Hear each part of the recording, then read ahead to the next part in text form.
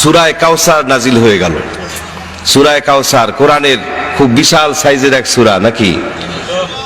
কিরকম ছোট? সবচেয়ে ছোট, সর্বকনিষ্ঠ সূরা, সূরা আল কাউসার। আসুন একবার তেলাওয়াত করি। প্রতিটা হরফে হরফে 10-10 করে নেকি আমলনামায় লেখা হয়ে যাবে। কোন কিতাব দুনিয়া এরকম আছে তেলাওয়াত করলে 10-10 করে নেকি হবে, একটা করে নেকি হবে? কোন কিতাব আছে? কোরআন যদি তেলাওয়াত করি প্রতিটা হরফে হরফে 10-10 করে নেকি আমলনামায় লেখা হয়ে যাবে। সুবহানাল্লাহ। আসুন একবার তেলাওয়াত করি।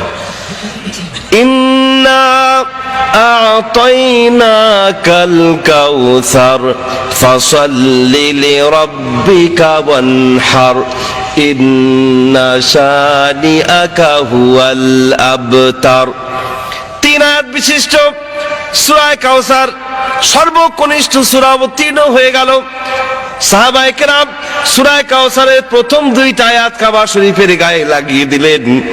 ইন্না আ'তাইনাকাল কাউসার ফাসাল্লি লিরাব্বিকা ওয়ানহার, এই 2 আয়াত কাবা শরীফের গায়ে লাগিয়ে দিলেন। আর ঘোষণা করলেন, ও মুশরিকেরা, তোমরা তো লম্বা লম্বা কথা বলো, আল্লাহ রাব্বুল আলামিন তোমাদেরকে একটি সূরা বানিয়ে আনবার জন্য চ্যালেঞ্জ দিয়েছিলেন, ওই চ্যালেঞ্জের মোকাবেলা তোমরা করতে পারো নাই, অথচ এখনো বলছো কোরআন নাকি মুহাম্মদ রাসূল করিম সাল্লাল্লাহু আলাইহি ওয়াসাল্লামের বানানো কিতাব, সূরা বানানোর দরকার নাই। এবার তোমাদেরকে আমরা ছোট্ট একটা চ্যালেঞ্জ দিচ্ছি, ছোট্ট সূরা সূরা কাউসার অবতীর্ণ হয়েছে। সূরা কাউসারের প্রথম 2টা আয়াত কাবা শরীফের গায়ে লাগিয়ে দিলাম, শেষ আয়াতখানি, ছোট্ট আয়াত, শেষ আয়াতখানি আমাদের কাছে রেখে দিলাম। এইবার পারলে তোমরা ওই একটা লাইন, একটা আয়াত অর্থের দিক থেকে মিলিয়ে রচনা করে ওখানে লাগিয়ে দিয়ে যাও, দেখি তোমরা কত বড় কবি হয়েছো, সাহিত্যিক হয়েছো। একটা লাইন, একটা আয়াত পারলে বানাও। কবি সাহিত্যিকরা একজোট হয়ে চেষ্টা করতে লাগলো, কিন্তু যতই চেষ্টা চালায় সব চেষ্টা ব্যর্থ, ব্যর্থতায় পর্যবসিত হয়ে গেল। দে অল আর এক্সট্রিমলি ফেলিউড, চূড়ান্ত রূপে ব্যর্থ হয়ে গেল সব। শেষ পর্যন্ত এই ব্যর্থ কবি সাহিত্যিকদের দল চলে গেল ওই যুগের সেরা কবি, প্রধান কবি, কবি লাবিদের কাছে। গিয়ে বলল, লাবিদ, সূরা বানাবার চ্যালেঞ্জ এসেছিল, আমরা পারি নাই, ব্যর্থ হয়েছি।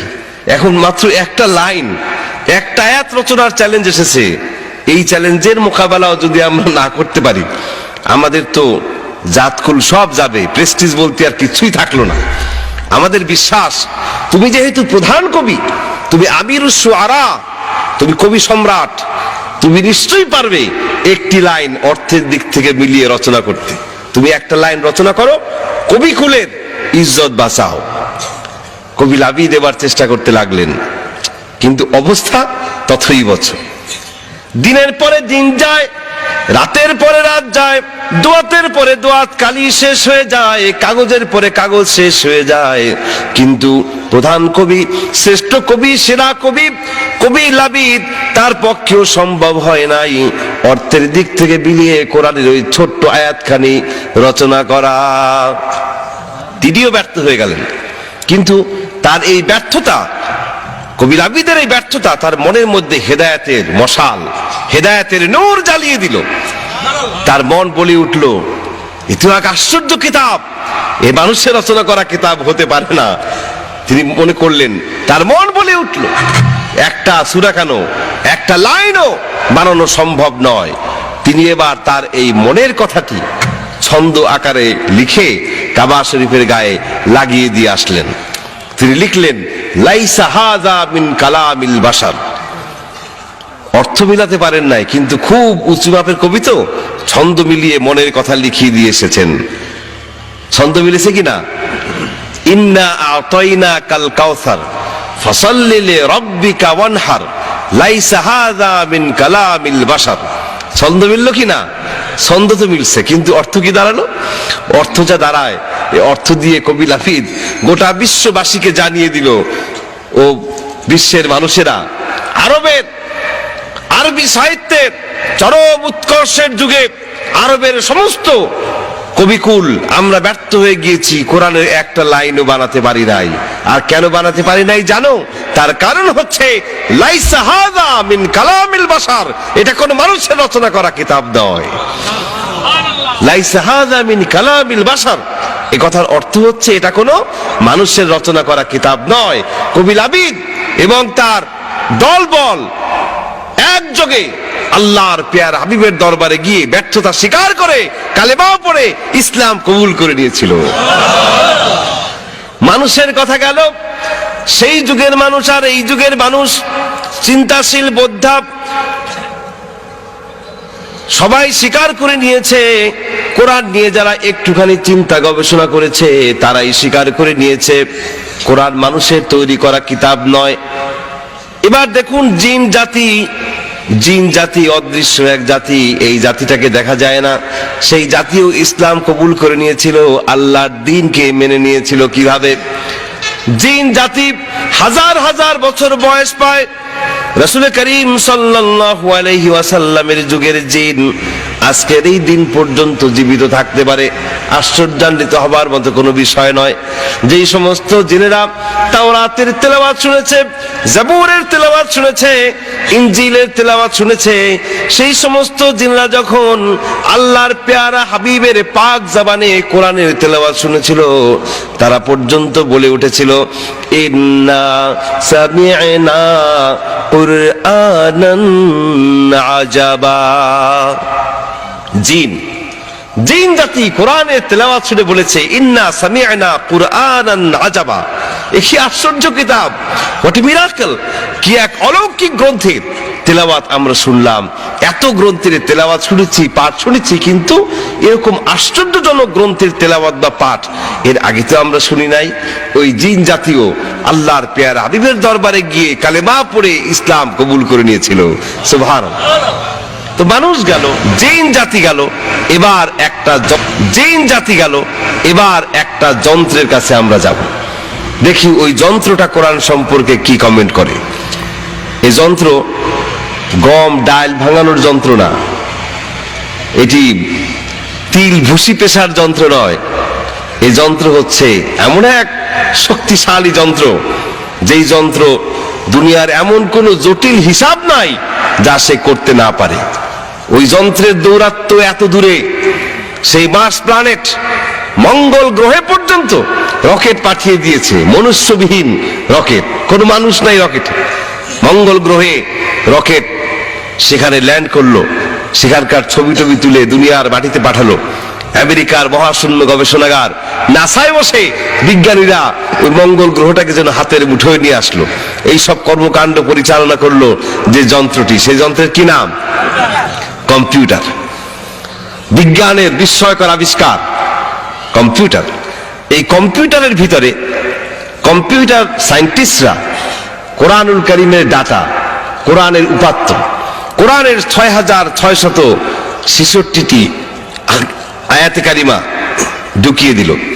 পাশাপাশি মানুষের ব্রেইনের যে ধারণ ক্ষমতা, মানুষের যে উদ্ভাবনী ক্ষমতা, রচনা করার ক্ষমতা, এর একটা স্ট্যাটিস্টিক্স জানিয়ে দিল। আর প্রশ্ন রাখলো, বলল কম্পিউটার, তোমার মধ্যে যে গ্রন্থখানি আমি দিয়েছি, এই গ্রন্থখানি দাবি করছে এটা নাকি দুনিয়ার কোনো মানুষ লেখে নাই। আচ্ছা তুমি বলো, বিজ্ঞানের এই চরম উৎকর্ষের যুগে এরকম ইলজিক কথা আমরা কি করে মানতে পারি? যে কিতাব, যে গ্রন্থ মানুষ লেখে নাই, সেই গ্রন্থ আসলো কোত্থেকে? এটা তো বিশ্বাসযোগ্য বিষয় নয়। তো তোমার সব কথাই তো আমরা বিশ্বাস করি, তুমি একটু গবেষণা করে বলো।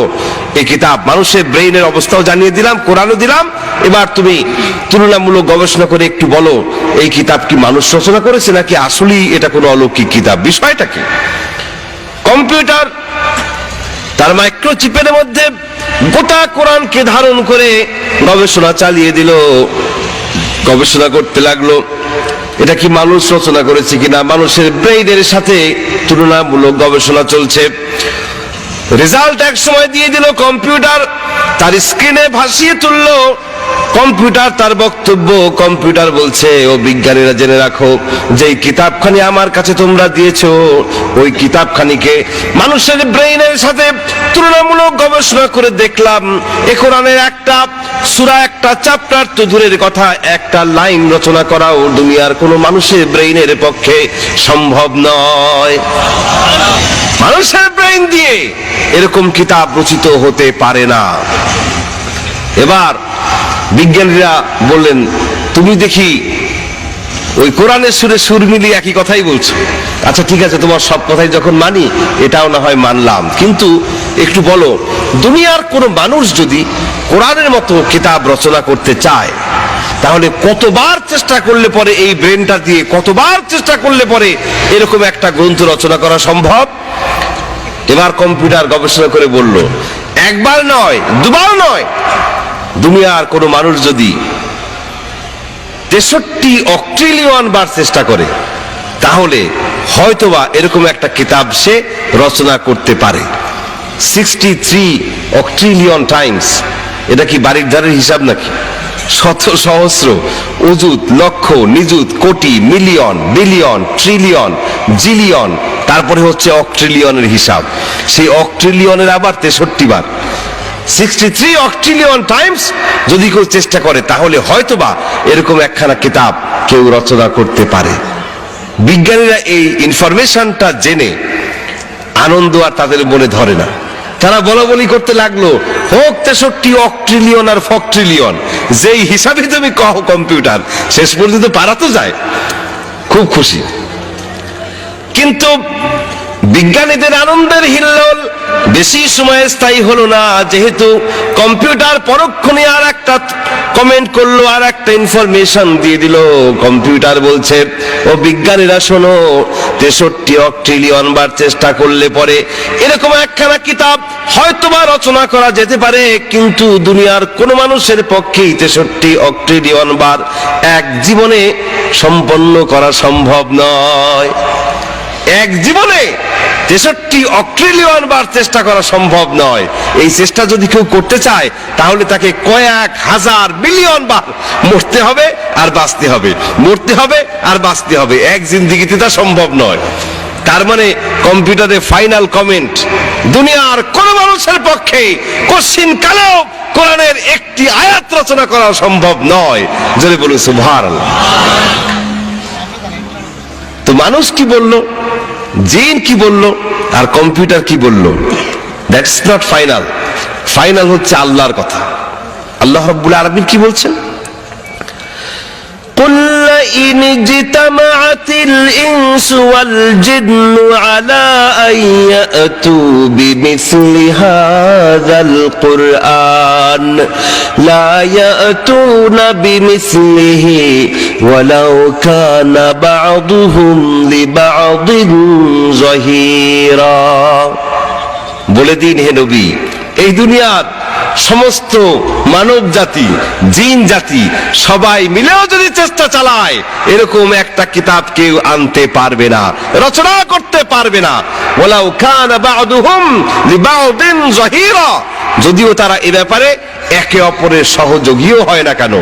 মানুষ, জিন, কম্পিউটার, পাওয়ার, সুপার পাওয়ার, সুপার ন্যাচারাল পাওয়ার, সমস্ত শক্তি, পরাশক্তি সব মিলেও যদি চেষ্টা চালায়, কোরআনের মতো একটা কিতাব কেউ কোনোদিন রচনা করতে পারবে না। কারণ কোরআন মানুষের রচনা করা কিতাব নয়।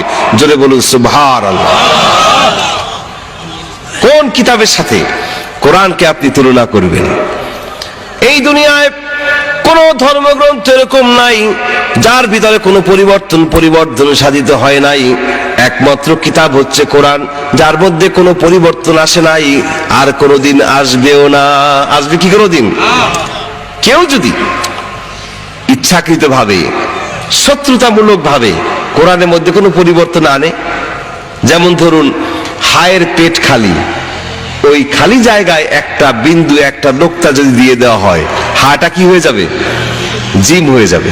এই ছোট্ট একটা পরিবর্তনও যদি কেউ আনে কোরআনের মধ্যে ইন্টেনশনালি, ধরা পড়বে কি না? কিভাবে ধরা পড়বে? কারা ধরবে বলুন? কারা ধরবে? ধরে বলুন কারা? হাফেজ, কোরআনের হাফেজ। হাফেজে কোরআন না ধরবে, এই দুনিয়ার কোন ধর্মগ্রন্থের একজন হাফেজ আপনি খুঁজে পাবেন না, এবং কোন ধর্মগ্রন্থ হিফজ করা সম্ভব নয়। যদি সম্ভব হতো একজন হলেও বাইবেলের হাফেজ পাওয়া যেত, ঠিক কিনা? একজন হলেও মহাভারত কিংবা গীতার হাফেজ পাওয়া যেত, কিন্তু এই দুনিয়ার কোন ধর্মগ্রন্থের একজন হাফেজও খুঁজে আপনি পাবেন না। Quran is the exception.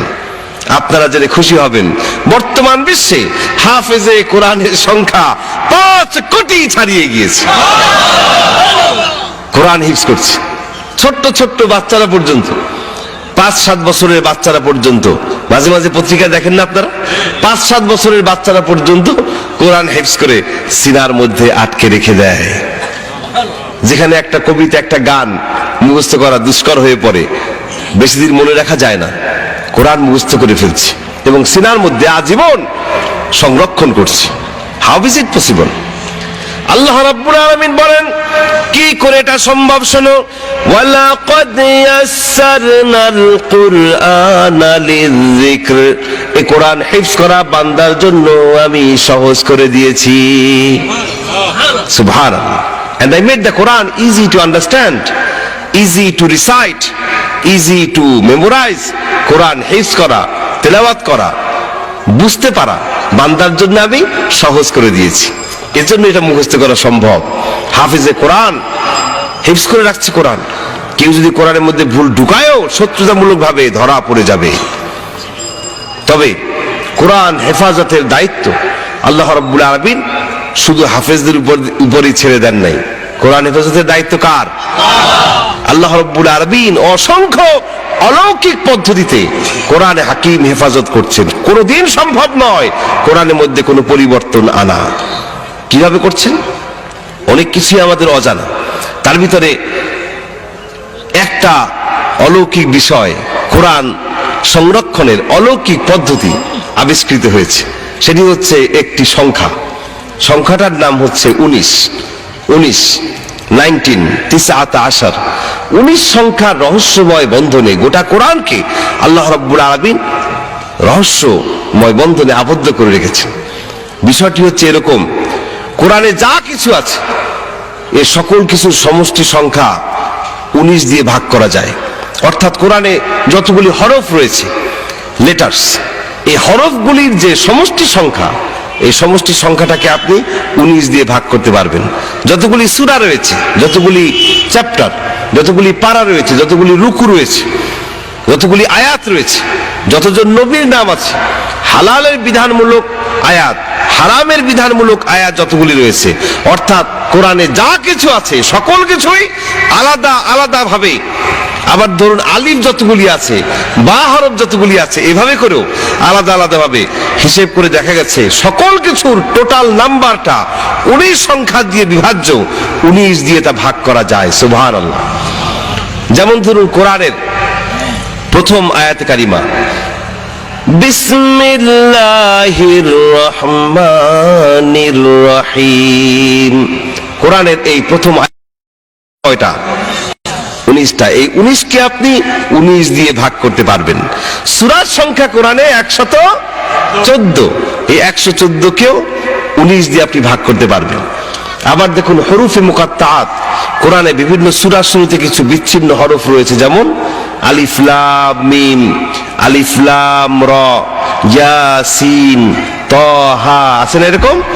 এই যে হরফগুলো বিচ্ছিন্ন, এগুলোকে আরবিতে বলা হয় হরুফে মুকাত্তাআত।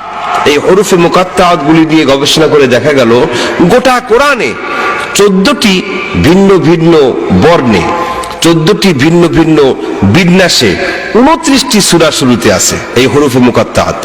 এবার হিসেব করে দেখুন, 14 যোগ 14 যোগ 29 ইকুয়াল টু যে সংখ্যাটা দাঁড়ায় সেটা হচ্ছে 57।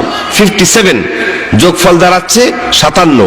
এই 57 কেও আপনি 19 দিয়ে ভাগ করতে পারবেন। সুবহানাল্লাহ।